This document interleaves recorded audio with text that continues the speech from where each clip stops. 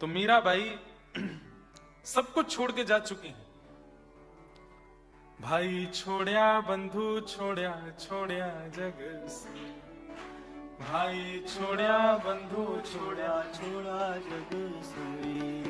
साधुवन संग बैठ बैठ, साधुवन संग बैठ बैठ, साधुवन संग बैठ बैठ, साधुवन संग बैठ बैठ, लोक लाज कोई रे मेरे तो गिरधर गोपाल, मेरे तो गिरधर गोपाल, दूसरो न कोई, दूसरो न कोई, मेरे तो गिरधर गोपाल, दूसरो न कोई, दूसरो न कोई। वैसे मीरा चरित्र उनको सुनाने में ज्यादा सुख है जो ठाकुर जी से कोई संबंध मानते हो। एक बात कह दूं, भगवान को जब तक भगवान मानेंगे ना, आपकी एक दूरी बनी रहेगी। एक संबंध स्थापित करो। कौन है आपके? हमारे लाला हैं, हमारे भैया हैं, हमारे सखा हैं। तात मात गुरु सखा सब विधि में तेरो। कोई संबंध ऐसा नहीं है संसार का जो आप ठाकुर जी से नहीं बना सकते। जो संबंध चाहो। एक बालक ठाकुर जी को जीजा जी बोलता है, क्यों? राधा रानी मेरी बहन है, श्री लाल जी मेरे कौन है? पहुना है, मेरे जीजा जी। संबंध मानो, और संबंध मानने वालों के लिए उस संबंध का निर्वहन कैसे करना चाहिए, उनको मीरा चरित्र सुनना चाहिए। पूरी दुनिया इधर उधर हो गई, लेकिन बाईसा हम बार बार मीराबाई नहीं बोलते, बाईसा बोलते हैं। बाईसा ठाकुर जी को प्रियतम ही मानती रही अंतिम श्वास तक। तो बाईसा पूरा जीवन काल उनका निकल गया, ब्याह भी हो गया, माता पिता के दबाव में आकर के ब्याह भी कर लिया। जिनसे ब्याह किया उनके भी प्राण चले गए, विधवा हो गई। ससुराल में सब लोग विपरीत थे, केवल पति और ससुर अनुकूल थे। पति भी चले गए, ससुर जी भी चले गए, सब चले गए। कोई नहीं था मीराबाई के पास, अकेली गोपाल जी के साथ रहती थी। और उस स्थिति में स्थिति बहुत ज्यादा बिगड़ गई। विष पिलाने का प्रयास किया, मीराबाई नहीं मरी तो विष का शेष अंश उसको पिलाया जिसने विष बनाया था, तो वो मर गया। तब मीराबाई ने सोचा अब नहीं रहूंगी, क्योंकि मुझ तक कष्ट नहीं, सबको मिल रहा है। तो वो छोड़ करके वापस मायके चली गई, फिर मायके छोड़ के वृंदावन चली गई, वृंदावन छोड़ के द्वारिका चली गई। अब थक गई है मीराबाई और कुछ नहीं मांगा जीवन में, अवस्था भी हो गई थी। उस समय बाईसा द्वारिकाधीश के सामने जाकर के अपने जीवन का अंतिम पद गाती। साजन जो जानो सुध लीजे, साजन जो जानो सुध लीजे, हे साजन जो जानो सुध लीजे, साजन जो जानो सुध लीजे, साजन जो जानो सुध लीजे, साजन जो जानो सुध लीजे।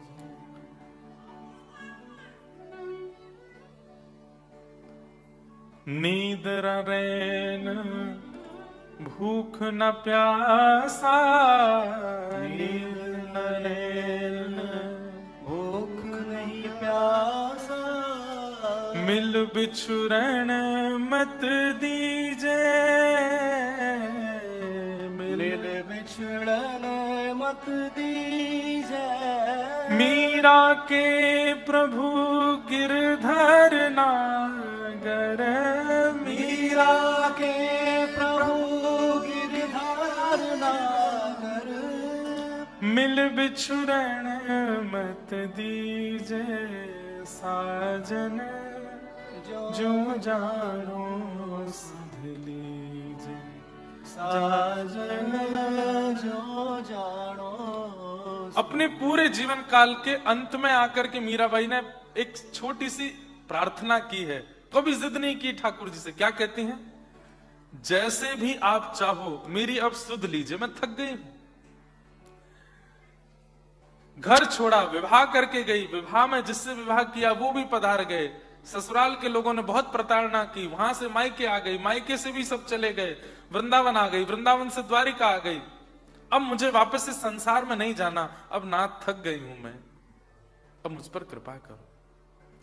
और अपने जीवन के अंतिम काल में जब प्रार्थना की है, ठाकुर जी के सामने करुण क्रंदन किया मीराबाई ने, तब दुल्हा बन करके ठाकुर जी श्री द्वारिकाधीश पधारे और सब देखते रह गए। सबके बीच से मीराबाई को लेकर के ठाकुर जी अंतर ध्यान हो गए। जब सबने देखा तो मीराबाई गर्भगृह में प्रवेश की थी, एक दिव्य तेज प्रकट हुआ, एक प्रकाश हुआ, और उसके बाद अचानक से मीराबाई अंतर ध्यान हो गई। तो पुजारी जी ने देखा कि बाईसा का जो साड़ी का छोड़ था वो ठाकुर जी के भीतर प्रविष्ट हो रहा था, थोड़ा सा बचा, उसको पकड़ने का प्रयास किया, लेकिन बाईसा सशरीर ठाकुर जी में विलीन हो गए।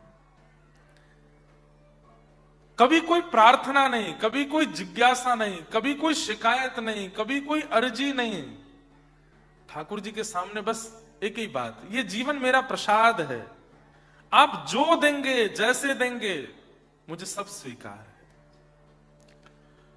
अर्जुन से भगवान ने कहा कि महाभारत युद्ध में मुझसे क्या उम्मीद रखते हो? तो अर्जुन कहता है कि बस आप आज्ञा करना, आप कहोगे सीधे हाथ पे तो मैं वहीं देखूंगा, आप कहोगे उल्टे हाथ पे तो मैं वहीं देखूंगा, आप कहोगे बैठ जाओ तो बैठ जाऊंगा, आप कहोगे खाओ तो खाऊंगा, आप कहोगे पियो तो पीऊंगा, आपकी आज्ञा मानूंगा। करिष्ये वचनम तव। भगवान बोले सच में आज्ञा मानोगे? बोले हाँ। चलो, महाभारत युद्ध प्रारंभ हुआ। जैसे युद्ध के बीच में पहुंचे, चारों तरफ सेना घेर करके अर्जुन को खड़ी है।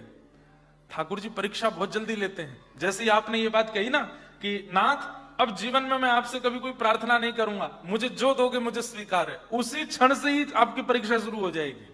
अच्छा, जो दूंगा सब स्वीकार है? बोले हाँ। तो कैसे करेंगे ठाकुर जी? ऐसे जैसे अर्जुन के साथ किया।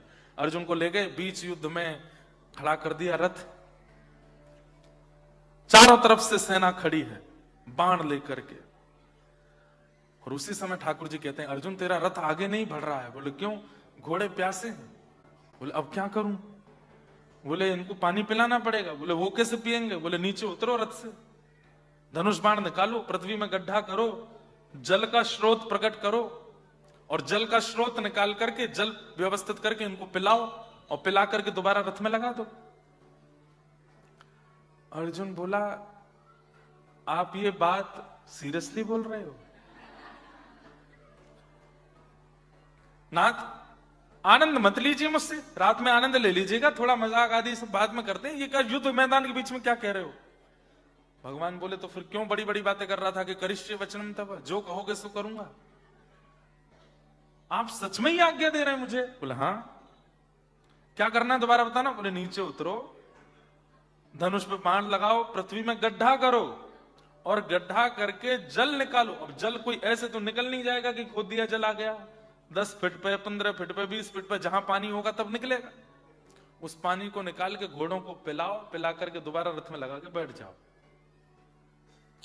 अर्जुन बोले ये सब छन्नी बना देंगे मुझको, इन सबका एक ही केंद्र बिंदु है मैं। ठाकुर जी बोले तो फिर द्वारिका से यहां ला करके मेरा समय बर्बाद क्यों किया, जब मेरी बात ही नहीं माननी है तो। अर्जुन उसी क्षण स्तब्ध हो गए, कूद पड़े रथ से, और 1 बाण 2 बाण 3 बाण पृथ्वी में गड्ढा करके जल का स्रोत प्रकट किया, घोड़ों को खोल करके जलपान कराया, पुनः घोड़ों को लगा दिया। कितनी देर लगी होगी? 1.5-2 घंटे तो लग गए होंगे, लेकिन 1 बाण भी नहीं था जो अर्जुन को स्पर्श कर पाया। घोड़ों को बांधते समय अर्जुन ने सोचा इन पांडवों ने मुझसे कुछ कहा क्यों, ये कौरवों ने मुझे मारा क्यों नहीं? अर्जुन ने जब कौरवों की ओर देखा तो सब खड़े थे, और सब धनुष बाण लेकर के अर्जुन को ही केंद्र बिंदु बना के खड़े थे। बोले चलाते क्यों नहीं है, क्या बात है? जैसे अपने रथ के ऊपर देखा तो श्याम सुंदर जो हाथ में चाबुक लेकर के बैठे थे, त्रिभंग ललित श्याम सुंदर ऐसे मदन मोहन बन के खड़े हो गए हैं। इतना सुंदर रूप उन्होंने धारण कर लिया कि कौरव भूल गए कि हमको अर्जुन को मारना है। सब ठाकुर जी को देखने में व्यस्त हो गए। कोई उनके नेत्र देख रहा था, कोई नासिका देख रहा था, कोई गाल देख रहा था, कोई केश देख रहा था। सब ठाकुर जी के रूप को देख रहे थे, भूल गए कि हमको अर्जुन को मारना है। जैसे ही अर्जुन ने भगवान की ओर देखा, ठाकुर जी बोले इशारा करके, दौड़ के बैठ, क्या देख रहा है? अर्जुन ने तब कहा, हे नाथ, हे श्याम तेरी अपार माया, तेरा जो हर कमाल देखा, हे श्याम तेरी अपार माया, तेरा जो हर कमाल देखा, हे श्याम तेरी अपार। एक देखो, कई लोग कहते हैं भगवान कृष्ण की वाणी का डिकोड करना है, भगवत गीता के श्लोकों को डिकोड करना है, भक्ति को डिकोड करना है। ये सब कोड वर्ड्स हैं, इनको डिकोड कभी नहीं कर पाओगे। जीवन में कभी इनके रहस्य को आप पहचान नहीं सकते कि कृष्ण कब कहां क्या करते हैं। आप तो केवल चरणों में प्रणाम करके कहो, नाथ मैं आपका हूं, अब चाहे जैसे मेरे साथ करो, मुझे सब स्वीकार है। आपको भयभीत करने के लिए, आपको थोड़ा आनंद दिलाने के लिए कभी कभी बहुत भयंकर परिस्थिति प्रकट कर देंगे, लेकिन घबराना नहीं, इनके चरण छोड़ना नहीं, इनका हाथ छोड़ना नहीं, पकड़ के रखना। एक तरफ दलदल है, एक तरफ सूखा रास्ता है। अगर कृष्ण का हाथ पकड़ा होगा ना, तो दलदल में से लेके जाएंगे आपको, चलो इसमें बहुत बढ़िया रास्ता है, इस पर चलो। जैसे ही आप कूदोगे सो यहां तक धस जाओगे। एक श्याम सुंदर ये कहां गिर दिया, तब ठाकुर जी को मजा आ रहा है, चलो। परिस्थिति जैसी भी आ जाए, बस एक चीज याद रखना, इनको छोड़ना नहीं, इनके प्रति कभी अविश्वास लाना नहीं, इन पर कभी संशय करना नहीं। पहले तो मैं केवल कथा करता था, लेकिन मैं अब आप बीती बोल सकता हूं कि इन पर कभी संशय करना नहीं। ये जो सोचते हैं, जो करते हैं, कभी कभी घबराहट जैसी तो होती है, लेकिन ये निकाल ले जाते हैं, हर परिस्थिति से बचा लेते हैं। और इसी को व्रज की परंपरा की भक्ति का एक स्वरूप कहते हैं। आप ठाकुर जी से कुछ ना मांगो, राजी रहो। हमारे व्रज का एक पद है, राजी रहो। आप दोनों बस राजी रहो, प्रसन्न रहो। संसारी व्यक्ति में और भक्त में अंतर क्या है? संसारी व्यक्ति अपनी प्रसन्नता की कामना ठाकुर जी से करता है, और वृंदावन चंचरीक भक्त ठाकुर जी को प्रसन्न करने की भावना रखता है। मेरे रोने से जो तुमको आए हंसी, तुम्हें रो रो के तुमको, अब हमको कष्ट देने में सुख मिला, ठीक है, कष्ट दे लो, आप प्रसन्न रहो, आप राजी रहो। हमारे पंडित श्री गया प्रसाद जी महाराज, गिरिराज जी कितने लोग गए आप में से? गोवर्धन, बस इतने लोग ही गए। अच्छा, वृंदावन कितने लोग गए हैं? गलत बात, हमारी बात सुनो। वृंदावन जाइए तो लौटते समय गिरिराज जी को प्रणाम करके आइए, गोवर्धन की परिक्रमा करके आइए, बिना गिरिराज जी को प्रणाम कर। सोचिए, स्वयं बाल कृष्ण प्रभु जिनको प्रणाम करते हैं वो श्री गोवर्धन नाथ है, उनको प्रणाम किए बगैर वापस नहीं आना। अगली बार जब वृंदावन जाएंगे तो एक परिक्रमा लगाइए, गिरते पड़ते रोते रिक्शा में बैठ के जैसे लगे लगाओ, गिरिराज जी को प्रणाम करके। तो गिरिराज जी में श्री गया प्रसाद जी महाराज की समाधि, पंडित श्री गया प्रसाद जी, मैंने दर्शन नहीं किया उनका। 94 में भगवत प्राप्ति हुई उनको, हमारा जन्म 96 में हुआ है, तो दर्शन नहीं हुआ, लेकिन उनकी लीलाएं और उनकी बातें हमने बहुत सुनी। वे सदा अपने शिष्यों से कहते थे कि हम सब ठाकुर जी के खिलौना हैं, खेलवे वारो, खिलौना के कभी ऊपर बैठ जाए, खिलौना को कभी ऊपर बैठा ले, खिलौना को कभी जल में डाल दे, खिलौना को कभी मिट्टी में डाल दे, खिलौना की कभी गाल गर्दन मरोड़ दे, खिलौना को कभी तोड़ दे। खेलने वाले की पूर्ण आसर तू रहता है खिलौना, तुम जैसे चाहो मेरे साथ खेलो। बच्चे को खिलौना दे दो, कभी फेंक देगा, कभी खेलेगा, कभी गले से लगा के सोएगा, कभी उसको भोजन कराएगा, कभी श्रृंगार करेगा, कभी पढ़ाएगा, कभी मारेगा। हम सब खिलौना है, ठाकुर जी हमसे खेल रहे हैं। बस याद रहे, ठाकुर जी से एक ही बात कहते रहना, क्या कि संसार में नए खिलौने आते हैं तो बालक पुराने खिलौने को छोड़ देता है। हे नाथ, आप ऐसा मत करना, अंतिम श्वास तक मैं ही आपका खिलौना रहूं और आप मुझसे खेलते रहना, जैसे चाहो वैसे। ये ऑस्ट्रेलिया आपको भेज के ठाकुर जी खेल ही रहे हैं आपके साथ। जब भारत में थे तो क्या लगता था, वहां जाके सब ठीक हो जाएगा, डॉलर आएंगे, घर बन जाएगा, बच्चे इंग्लिश बोलने लगे, फ्लुएंट इंग्लिश में बात किया करेंगे, mom make some breakfast for me, I want to marry this girl. कितना ख्वाब बनाए थे, ऑस्ट्रेलिया जाएंगे सब बढ़िया रहेगा, बड़ी बड़ी गाड़ियों में घुमा करेंगे, वहां अंग्रेजों से बढ़िया फटी जींस पहन के हम भी रहेंगे, रात में पार्टी डिनर विनर करने जाया करेंगे, और जब लौट के कभी कभी बीच में भारत आया करेंगे तो सबको अभिमान में कहा करेंगे, कहां रहते हैं, मेलबर्न। हमारे एक भैया बोले मेलबर्न, जो मैल को जला दे, मेलबर्न। मैंने कहा नहीं, मेलबर्न, र जो है वो साइलेंट बोलो। तो लेकिन हुआ क्या यहां आके, इससे बढ़िया तो भारत में ही थे। एक हफ्ता काम नहीं करो तो टेंशन हो जाती है, बिल कैसे भरेंगे, मॉर्गेज कैसे पूर्ण होगा, गाड़ी की किस्त कैसे जाएगी, घर के सामान। और भारत में 1.5 महीना तान दुपट्टा पड़े रहो, कोई टेंशन नहीं है, तब भी पराठा मिलने वाला है।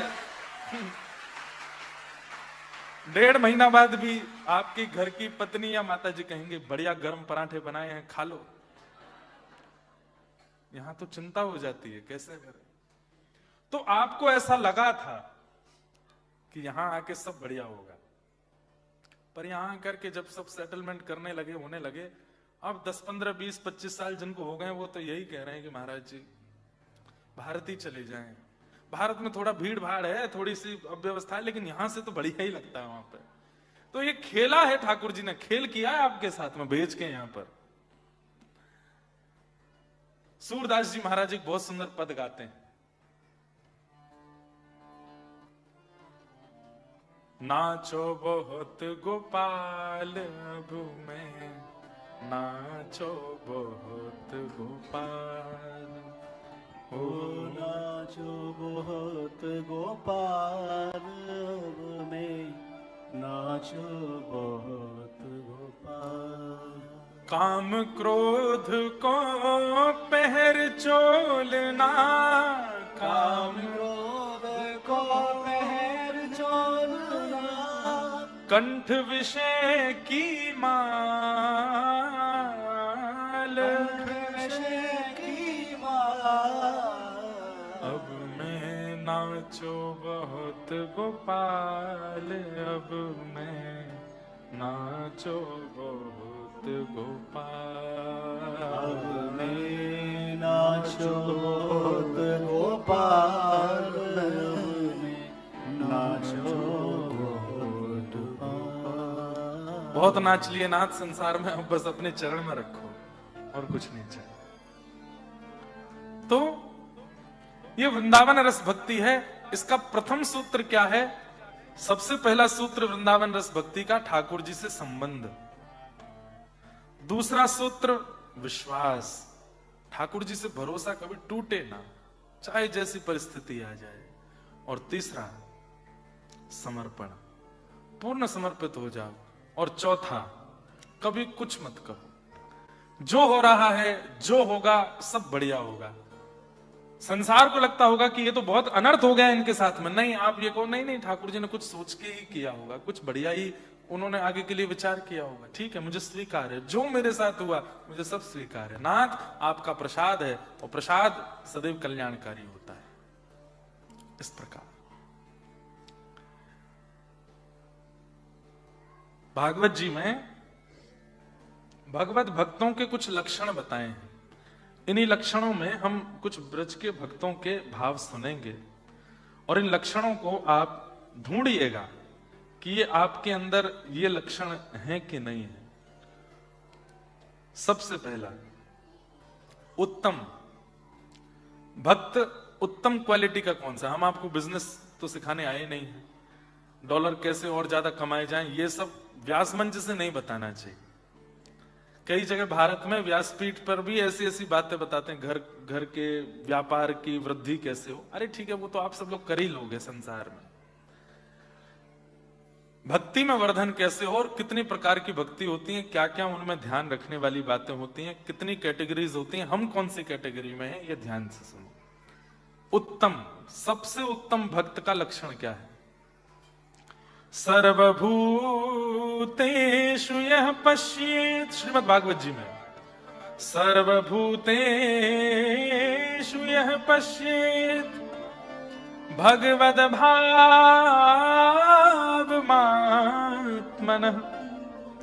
भूतानि भगवत्यात्मन् एष भागवतोत्तमः। सब लोग इधर देखो, ध्यान से सुनो। उत्तम भक्त का लक्षण क्या है?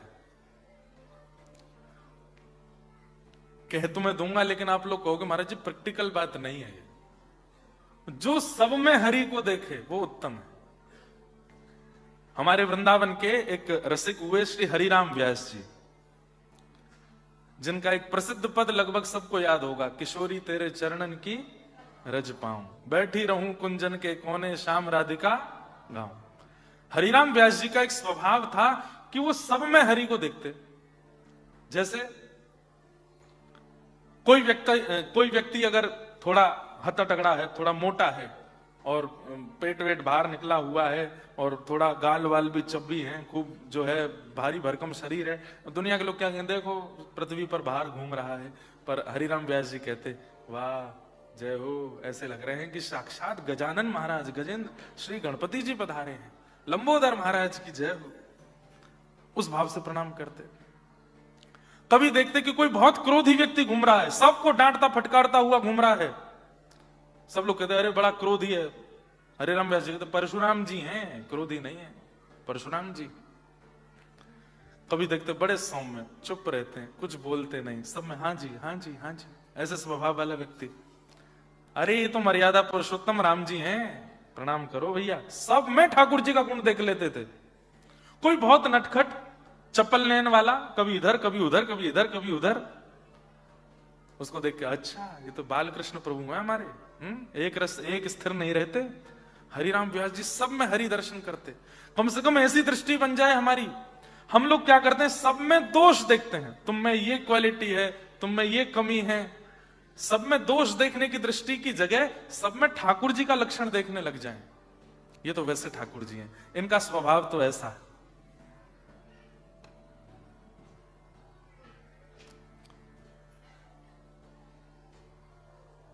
एक व्यक्ति हमारे मित्र हैं, बोले महाराज जी जिसके बाल नहीं हो उसको क्या देखें, उसमें क्या देखें? मैंने कहा वामन भगवान है, अभी अभी जनेऊ करा के आए हैं बस एक शिखा रखने की देरी है तो वो भी हो जाएगा। ऐसा कोई स्वरूप है ही नहीं जो हम लोगों में हो, ठाकुर जी वे स्वरूप के ना हो। आजकल दाढ़ी मूछ भी रखते हैं, फैशन है, सब लोग रखते हैं। देखो खाटू श्याम भगवान दाढ़ी मूछ रखते हैं, उनके भी, ठाकुर जी के भी दाढ़ी है, ठाकुर जी के भी मूछ है। सर्वभूतेषु यह पश्येद भगवत भाव मात्मना, सब में भगवत भाव रखो। लेकिन ये संभव नहीं है, मैं जानता हूं ये संभव नहीं है। तो फिर क्या करें? सब में ठाकुर जी को नहीं देख सकते, तो कम से कम किसी में अवगुण मत देखो, किसी में दोष मत देखो, गुण देखने का प्रयास करो। नामाचार्य श्री हरिदास ठाकुर, ध्यान से सुनिए, एक मुस्लिम परिवार में जन्मे, लेकिन ठाकुर जी ने उनको पकड़ लिया और इतना हरिनाम गाते, इतना भगवान नाम गाते कि एक दिन जिस क्षेत्र में वे थे बंगाल में, वहां के राजा ने, वो भी मुस्लिम थे, उसने अपने सब म्लेच्छ सेना को भेज दिया। बोले कि ये जो काफिरों के भगवान का नाम गाता है, इसके हाथ पैर बांध करके, हाथों में हथकड़ियां, पैरों में बेड़ियां बांध के पूरे नगर में दौड़ा दौड़ा करके कोड़ों से मारो, ताकि कल को कोई भी हमारे यहां का बालक काफिरों के भगवान का नाम गाने में घबरावे। ये स्थिति करो इसकी। सोचिए, हाथ बांध रखे हैं, पैर बांध रखे हैं और सैनिक लेकर के बाजार में घूम रहे हैं और कोड़े मार रहे हैं। कोड़े भी ऐसे नहीं, कोड़ों में भी छोटी छोटी कील घुसी हैं, उन कोड़ों को जब मारते हैं तो जब वो कोड़ा पड़ता है तो हरि बोल हरि बोल हरि बोल करके हरिदास ठाकुर रुदन करते हैं। कहते हैं जितनी तेज वो हरि बोल बोलते थे, अगला कोड़ा उससे भी तेज गति से मारा जाता था तो और तेज हरि बोल बोलते थे। हरिदास ठाकुर उनके चरणों में प्रणाम करते, जो मारते वो कहते तुम हमको प्रणाम क्यों करता, हम तुझे मार रहे हैं। बोले कि मैंने संकल्प लिया था कि मैं बहुत ऊंचे स्वर में हरि नाम गाऊंगा, लेकिन बहुत प्रयास करने पर भी ऊंचे स्वर में नहीं गा पाया।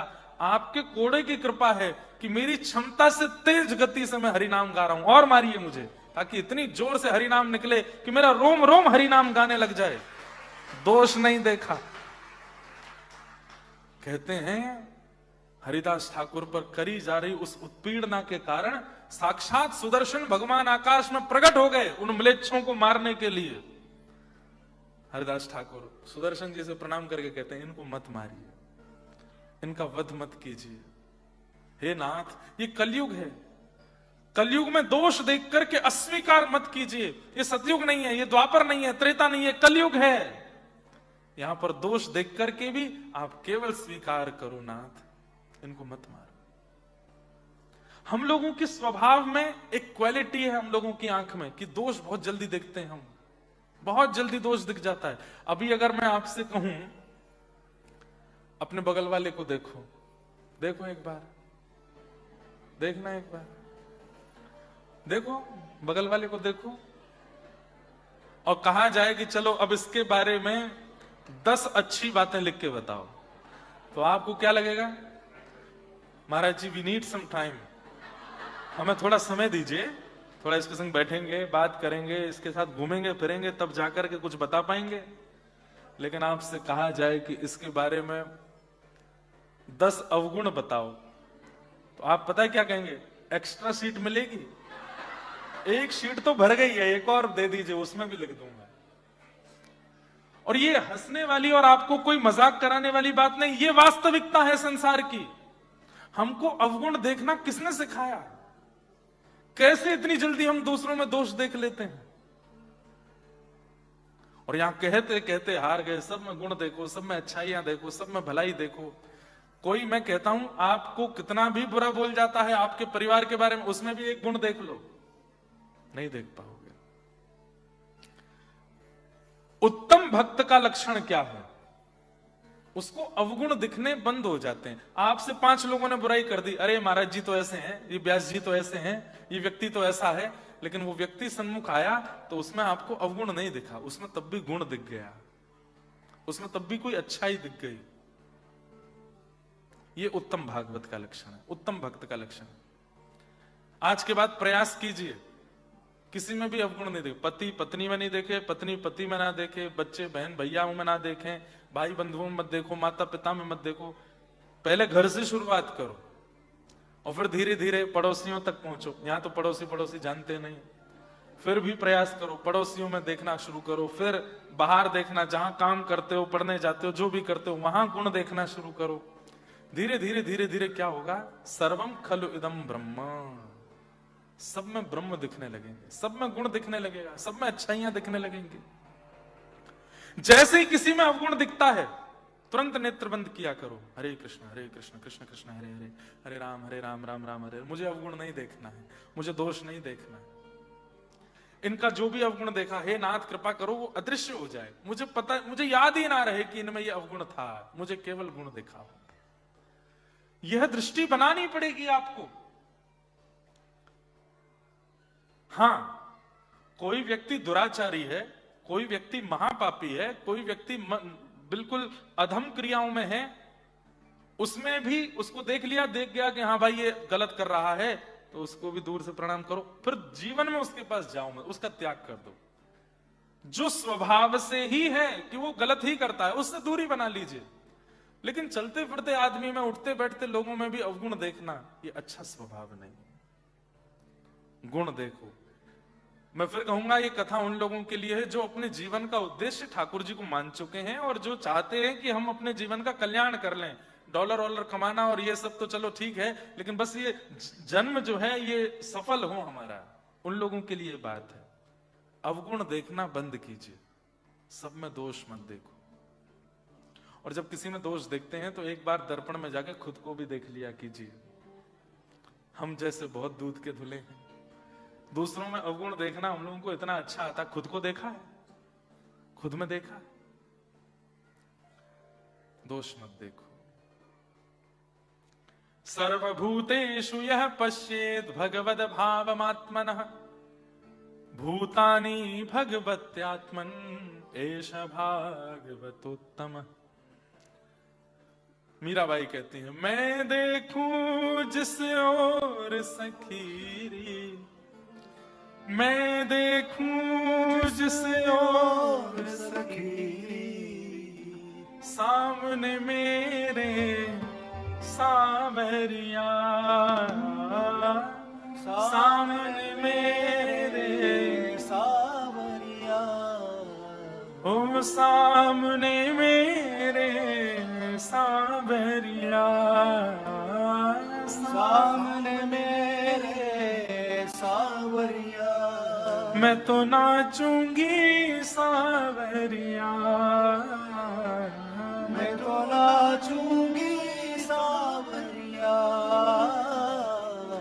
मैं तो नाचूंगी सावरिया,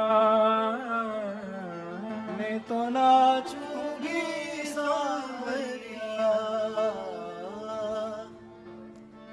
सवई जन गोपाल के सवई भूमि गोपाल की, ये बुद्धि रख के सब में गुण देखो, नहीं देखिए दोष सब में।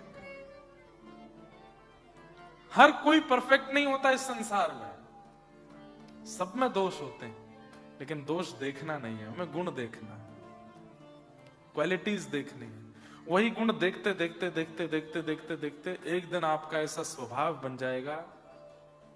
और ये बात मैं बोल रहा हूं, इसका मतलब मैं नहीं करता ऐसा नहीं, मैं बहुत प्रयास करता हूं कि मैं किसी में अवगुण ना देखूं।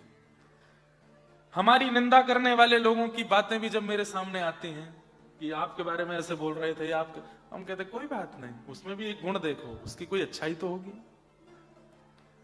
और ये भागवत जी की कृपा है कि ऐसे गुण बन पाते हैं। सब में गुण देखो, किसी में दोष नहीं। उत्तम उत्तम व्यक्ति का लक्षण है वो सब में अच्छाइयां देखता है, और धीरे धीरे अच्छाइयां देखते देखते देखते देखते दृष्टि में एक क्वालिटी आ जाएगी कि जहां देखेगा उधर श्याम सुंदर दिख जाएंगे। कई ऐसे मेरे मित्र हैं वृंदावन के, उनको कहीं ना कहीं ठाकुर जी दिखते हैं, वो फोटोज भी खींचते हैं। कोई वृक्ष देखेंगे उसमें आकृति दिख जाएगी, सामान्य को नहीं दिखी उनको दिख जाएगी। बादल देखेंगे बादल में आकृति दिख जाएगी, पत्थर देखेंगे पत्थर में आकृति दिख जाएगी। ये कपड़ों में सरवट आ जाती है, हम लोगों को लगा सर उनको वहां भी ठाकुर जी की आकृति दिख जाती है। व्यक्ति विशेष में ठाकुर जी का भाव दिखने लगता है। गुण देखने से भगवत दर्शन की प्रारंभिक सीढ़ी प्रारंभ हो जाती है। उत्तम नहीं बन सकते तो मध्यम बनने का प्रयास करो। मध्यम क्या? मध्यम कौन? ईश्वरे तदधीनेषु बालशेषु दिशस्तु च प्रेम मैत्री कृपापेक्षा यह करोति समध्यम। मध्यम भक्त कौन है? ध्यान से सुनो। वैसे ये मेलबर्न वाला सेशन इतना बढ़िया लग रहा है हमको, आपको कागज पेन लेके बैठना चाहिए, लिखने वाला। ये क्वालिटीज हैं, ये सब निर्माण करना चाहिए। पर अच्छा आप लोगों की मेधावी बुद्धि है, याद कर लोगे ना जल्दी है? कल एग्जाम ले ले आप सबका। 2 दिन में क्या सुनाया हमने? वैसे ही कल मंडे है, एग्जाम की बात सुन के और कम लोग आएंगे।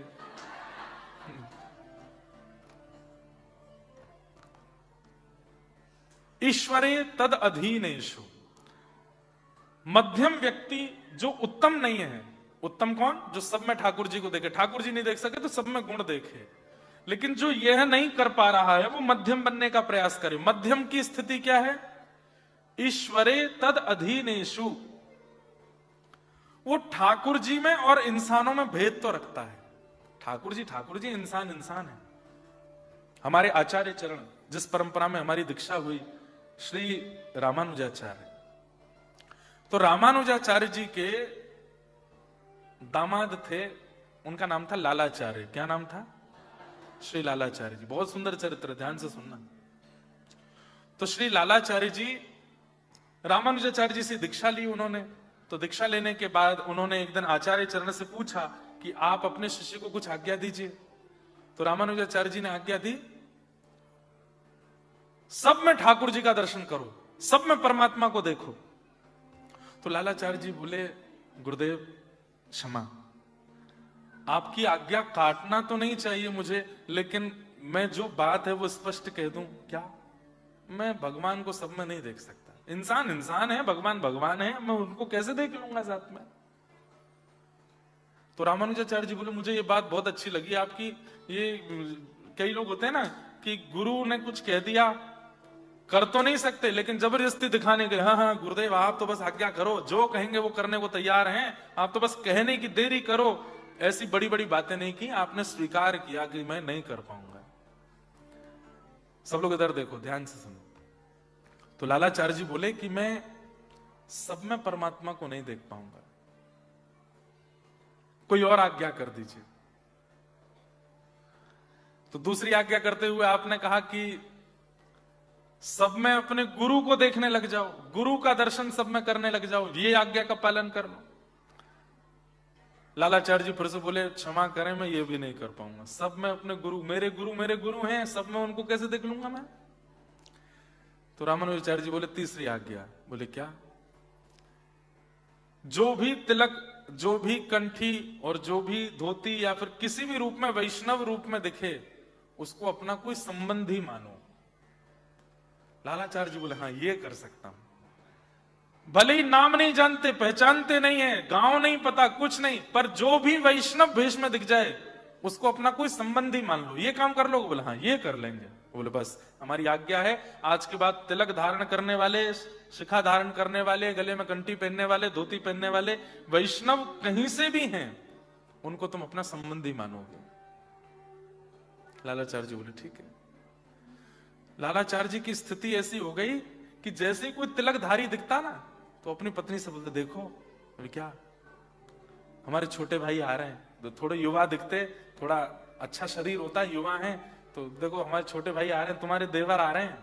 नाम नहीं पता है, गांव नहीं पता है, लेकिन पहुंच जाते, आइए आइए आइए भैया, कब आए? तो सामने वाला कहता, आप कौन? अरे हम दोनों बचपन के बढ़िया भाई हैं, दूर के भैया हूं मैं तुम्हारा, हमारा परिवार एक ही है। बोले कैसे? थोड़ा बताओ तो, हमारा परिवार एक ही। बोले बाद में बात करेंगे, घर चलो पहले। घर लेकर के आते, पैर धोते, घर में बिठाते, भोजन कराते, उनके अंग पर इत्र लगाते, इतना उनका सम्मान करते कि वो व्यक्ति भूल ही जाता पूछना कि हम भैया कैसे हैं दोनों। 2-4 दिन खातिरदारी करते, ठीक है भैया अगली बार जरूर आना। बोले हाँ आऊंगा। कोई वयोवृद्ध दिखते, तिलक गले में कंठी पहने दिखाई देते, पत्नी से कहते, देखो घूंघट कर लो। बोले क्यों? तुम्हारे चाचा ससुर जी आ रहे हैं। मतलब जो तिलकधारी है, जो शिखा सूत्रधारी है, जो वैष्णव भेष में है, वो मेरा है। ये लालाचार्य जी ने नियम ले लिया। एक बार की बात, पूरे नगर में हल्ला जैसा फैल गया था कि लालाचार्य जी के तो सब संबंधी हैं, तिलकधारी हूं, कंठीधारी हूं, धोतीधारी हूं, सब इनके ही हैं। अच्छा आप एक बात सुनेंगे हमारी, आज भी संसार में ऐसे लोग हैं, पर वो तिलकधारियों को संबंधी नहीं बनाते, वो धोती वालों को, कंठीमाला वालों को नहीं बनाते, दाम वालों से संबंध बना लेते हैं। जैसे दिखाई देता खूब दाम है, भैया आप हमको हमारे काका जी जैसे लगते हो, हम चाचा बोल लिया करें आपको। हाँ बोल लो भैया, क्या बुराई है। अब बहन जी आप तो हमको मौसी जैसे, हमारी मौसी बिल्कुल आपकी जैसी दिखती थी, पता है ना कि मर्सिडीज से उतरे हैं बाहर, आप तो मौसी हो हमारी। मौसी जी, अब तो दूसरा कोई पूछे ये तुम्हारे भतीजे? नहीं, वो हमको धर्म की मौसी बना लिया उसने। वो धर्म की मौसी नहीं है, दाम की मौसी है, दाम के चाचा, दाम के जीजा जी। कई लोग ऐसे मिलते हैं मुझे, दुनिया में घूमते हैं ना, उनको बहुत लोगों की परख भी हो गई है। जैसे दिखता है कि धनी मानी व्यक्ति है, बहुत ज्यादा संपन्न व्यक्ति है, तो हमारा मन होता है कि संबंध ना भी बना सके तो कम से कम मित्र तो बना लें इसको। वैष्णव का उल्टा रूप होता है, जैसे ही दिखता है कि तिलक स्वरूप सुंदर धारण किया है, गले में कंठी पहनी है, एकादशी नियम करते हैं, ठाकुर जी की कथा सुनते हैं, इससे कोई संबंध बना लेते, इससे कुछ अपना संबंधी बना लेते। लालाचार्य जी ने संबंध बनाए। एक बार उनकी पत्नी कावेरी जी में जल भरने के लिए गई थी और उनकी सब सहेलियां तो मजाक करती रहती थी, आज कोई नहीं आ रहे तुम्हारे देवर ससुर जी या भैया, कोई तो आ रहे होंगे घर पे।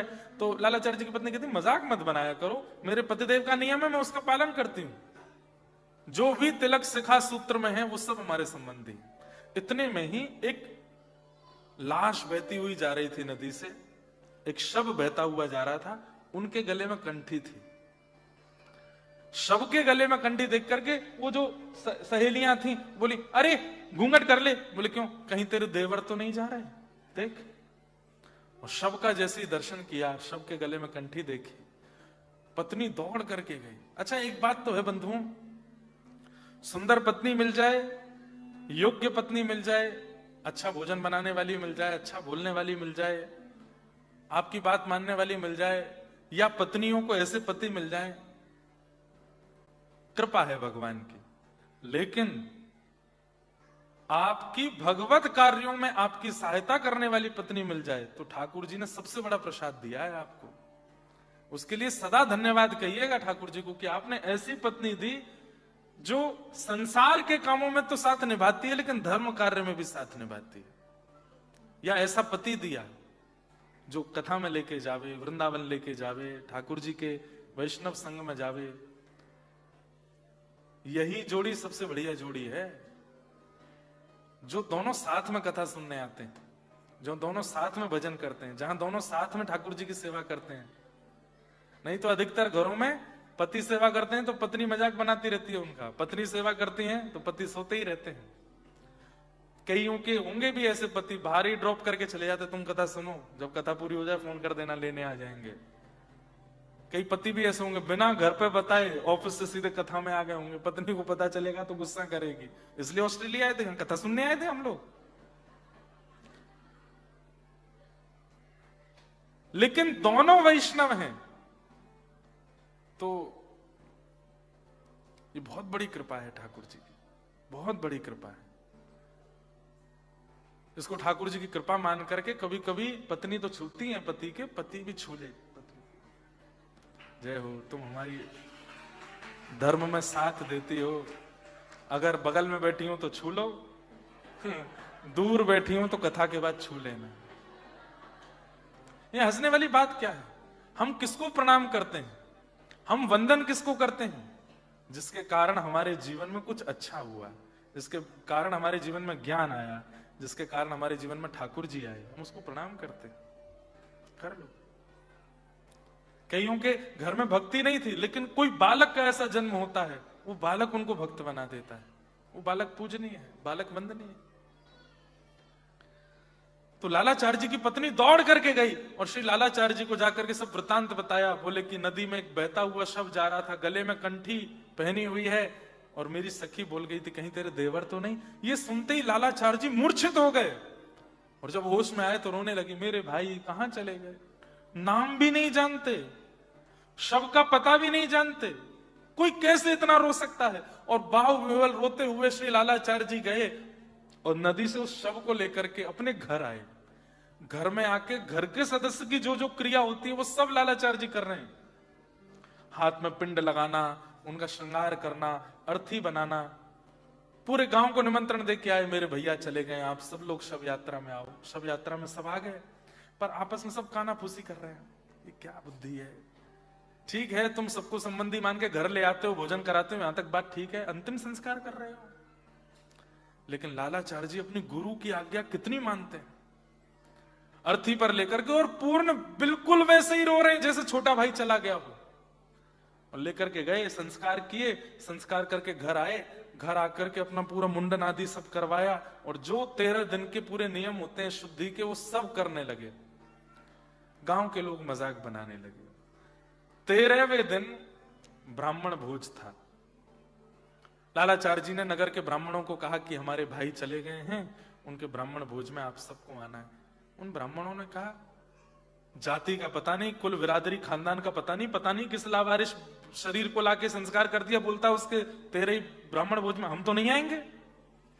और पूरे नगर में एक भी ब्राह्मण नहीं आया प्रसाद पाने। तब लालाचार्य जी अपने गुरुदेव श्री रामानुजाचार्य जी के पास गए और जाके बोले, गुरुदेव मैं तो पूर्ण निष्ठा से आपकी आज्ञा मान रहा हूं, लेकिन ये संसार उस निष्ठा को तोड़ने में कोई कसर नहीं छोड़ रहा है। मैंने अपने भाई का अंतिम संस्कार किया, आपने कहा कंठीधारी तिलकधारी सब तुम्हारे संबंधी हैं, कोई भी ब्राह्मण भोज में नहीं आया। तब रामानुजाचार्य जी बोले, ठाकुर जी से प्रार्थना करो, अगर तुमने नियम का पालन अच्छे से किया होगा ठाकुर जी कृपा करेंगे। ठाकुर जी से प्रार्थना की, बंधुओं वैकुंठ से एक सीढ़ी प्रकट हो गई पृथ्वी के लिए और वैकुंठ के ब्राह्मण आए हैं। लालाचार्य जी के यहां तेरे की प्रसादी पाए।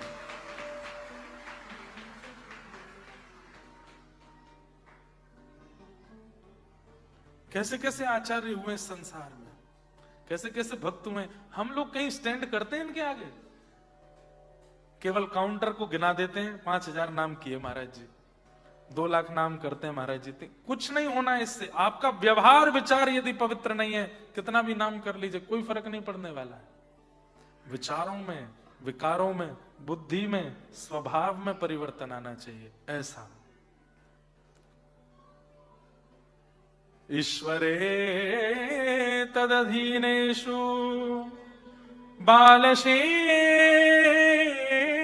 द्विषस्तु च प्रेम मैत्री कृपापेक्ष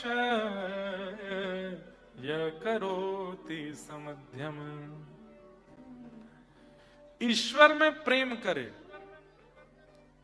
और ईश्वर के अधीन जितने भी भक्त हैं उनसे मित्रता करे।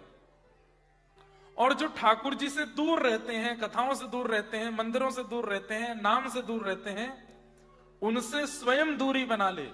ये मध्यम व्यक्ति का लक्षण।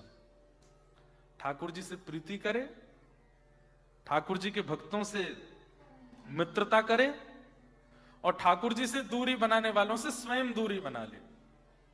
तजोरे मन हरि विमुखन को संग, जाके संग कुमति उपजत है, पड़त भजन में भंग। तजोरे मन हरि विमुखन को संग, तजोरे मन हरि विमुखन को संग।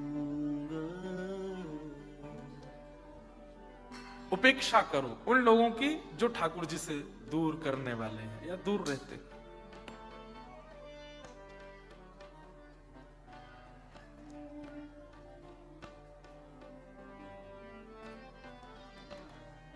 मुझे दुनिया से